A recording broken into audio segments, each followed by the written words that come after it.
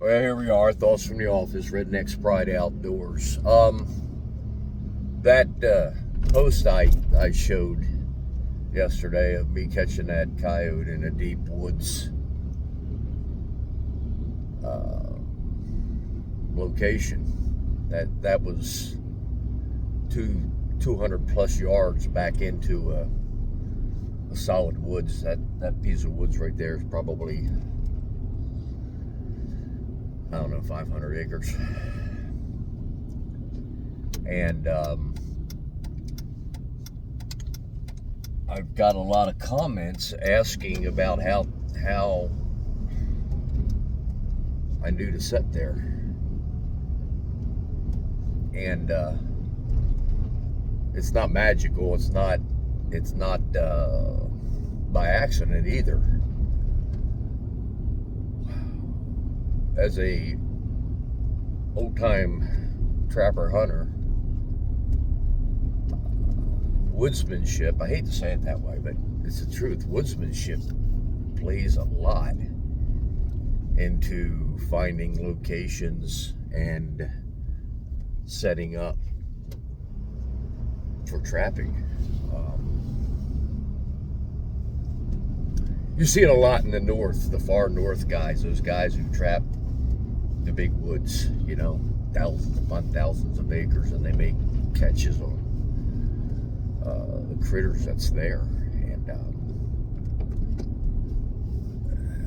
it's not accident. It's a lot of work, don't get me wrong, but it's not an accident. And it's not that the person who is doing it is a super trapper or super whatever. It's just they've learned how to use woodsmanship to aid in trapping.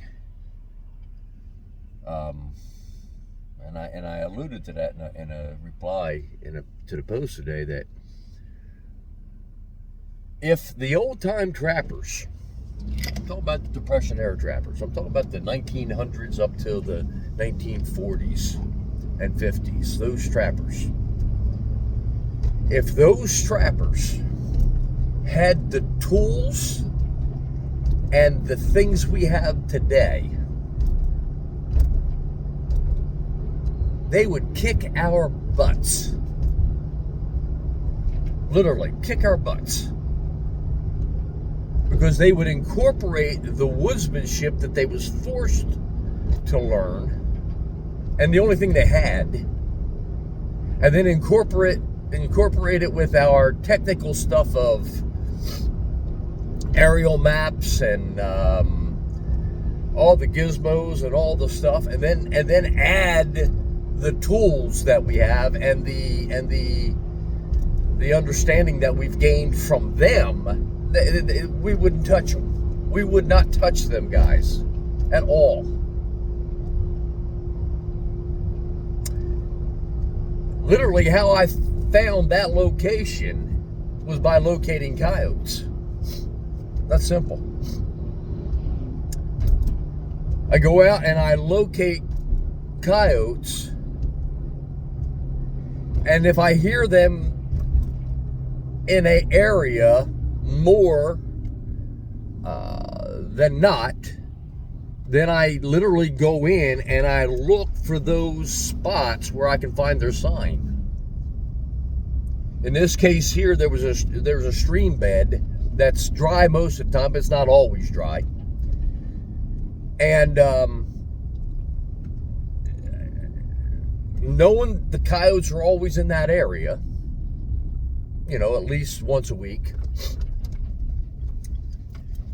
going back in there, finding that stream bed, finding their tracks. And how do you find their tracks in the stream bed? Well, you find where the deer are running. Now, you don't pick out the best deer trail necessarily, but what you do is you find out where the deer are going. Then you go to these obvious places where you can find a coyote. If you know your coyotes, you know what they're going to do or what they're looking for. You go to that spot and then you find their trail crossing in this case, a stream. Maybe it would be a log crossing. Maybe it would be a sandy spot in the middle of the woods, and you go and you find the coyote tracks or the scat or whatever, and then you go backtrack. In other words, this is where your tracking skills come in. You find the tracks, you hit the stride, you see where the direction that they're going and the direction that they came from, and then you literally go back and forward, and you find that little coyote run, and set it up. It's not magical. It's not something that can't be attained by everybody watching this video. Every trapper watching this video can do it.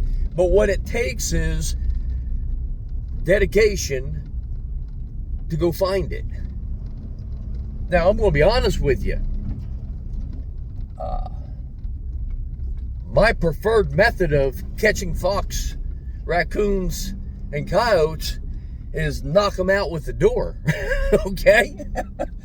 That is my preferred method. My preferred method is drive up to the spot, set it, and get back in the truck. Easier. Yes, absolute. Prime example.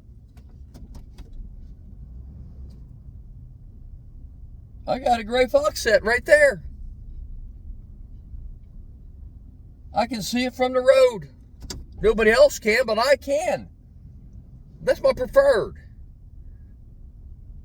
Same thing with coyotes. Same thing with coon. But when I get a spot that I know it's a big woods,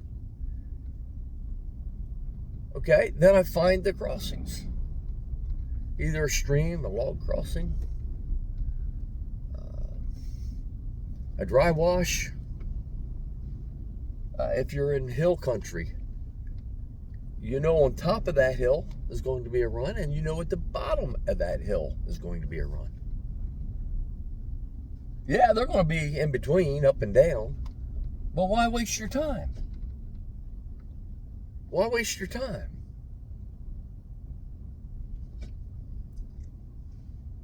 Learn woodsmanship.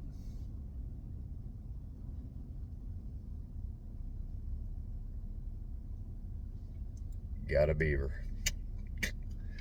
Let's come back for him in a second. Thank you, Lord.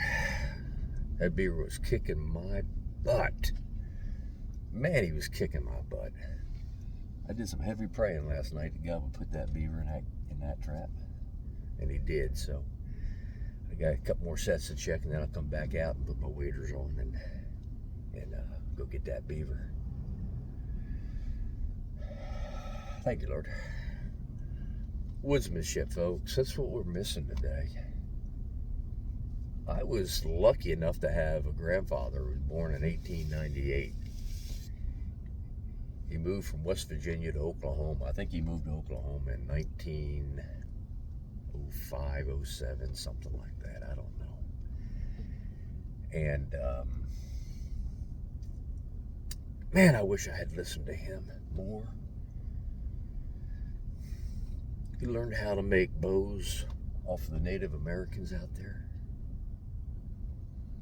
He learned how to get food on the table. He was a cowboy. He was a survivalist, if you will, even though he wouldn't have called himself that. My other grandfather here in New Jersey, born in 1907.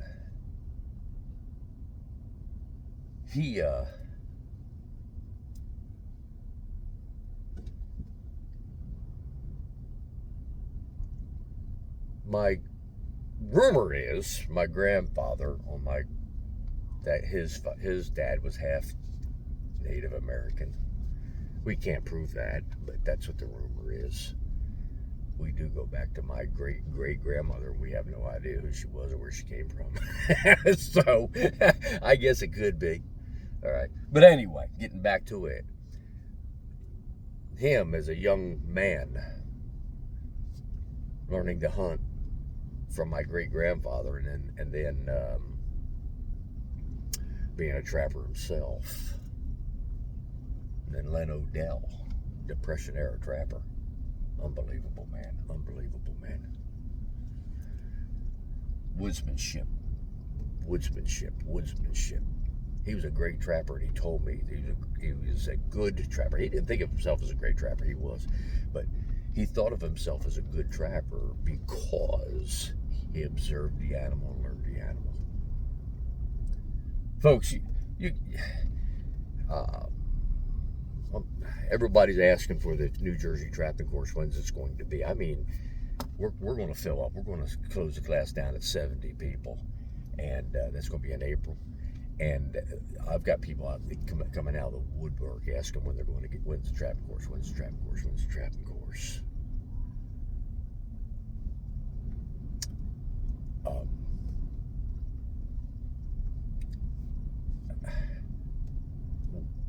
How do you become a good trapper? Same way you become a good deer hunter. Same way you become a good fisherman. Woodsmanship.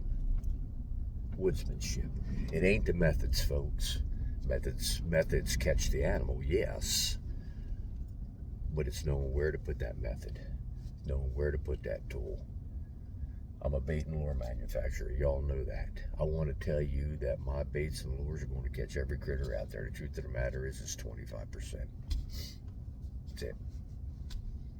Now, my baits and lures are better than everybody else's. Okay. But bait and lure is 25%.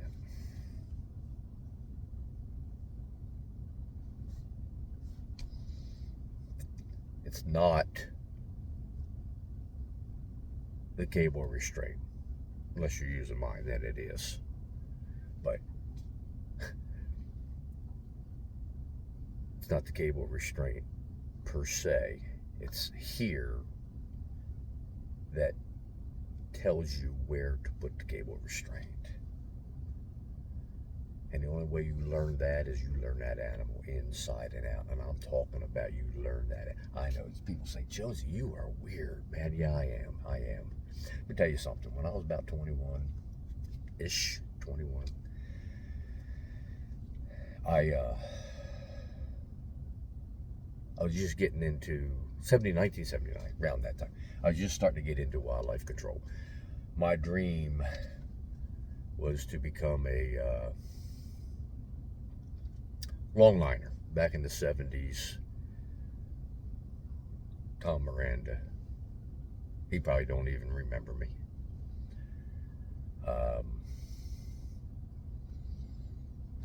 All these guys, okay, they were longliners. My dream was to become a longliner.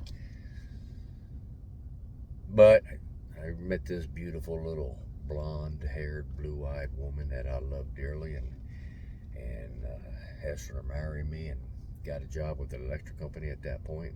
And I wasn't going to be able to go longline, state hopping. I wasn't going to be able to do that. Okay. So I got into wildlife control. Nobody else was doing wildlife control here in New Jersey at that point. Maybe one or two other people, but that was it. And I realized very quickly, even though I was a hotshot fox trapper and could catch the heck out of coons and skunks, and I was in my own world, I was IR Jeremiah Johnson Baloney. I realized that I didn't have what it took to do wildlife control the proper way.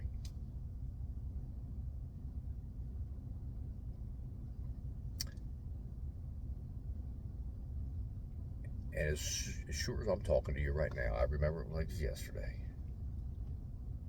I realized that, and I prayed. I said, God, if you would give me the knowledge of the outdoors and the understanding of the animal, I'll use it to further your gospel.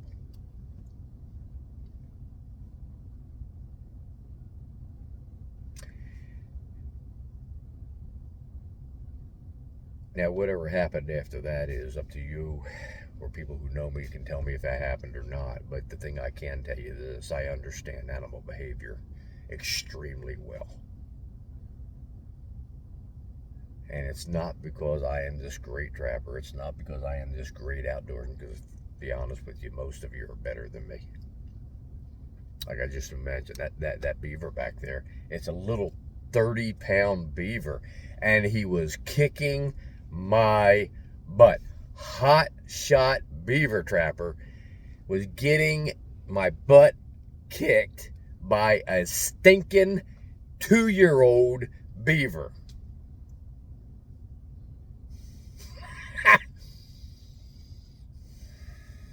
So I'm not the greatest trapper out there.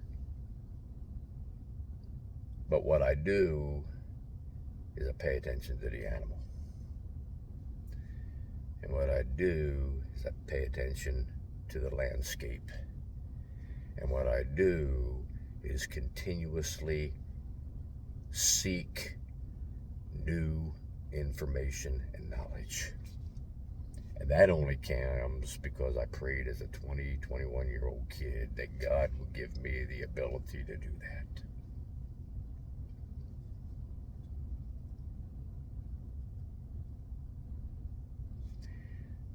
A lot of new trappers are going to be coming into this game here this year. We got a lot last year, but a lot of new trappers are going to come into the game this year.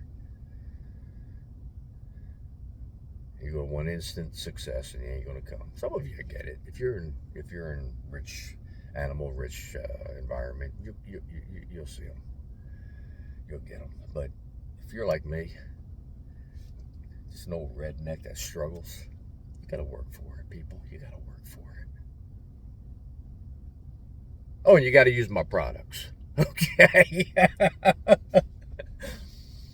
Listen, think about that stuff right there that I'm just talking to you about. Think about that for a minute. I'm not talking to you old-timers. You old-timers, you already got it down pat. You know what you're doing. You know how to do it, and you know how to get her done. I'm talking about to the new people. Listen, we need woodsmanship back into the outdoorsman. Yes, use your tools to the highest degree. Use your gadgets to the highest degree. Absolutely, 100%. It makes your life easier. But folks, learn woodsmanship and apply it to the gizmos and the tools and Redneck Spry baits and lures. Apply them together, and you will be so much higher.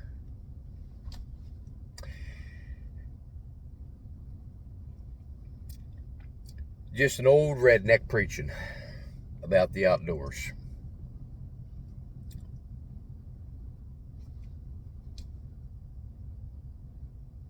We'll talk to you later. Thoughts from the office, Redneck Spry Outdoors.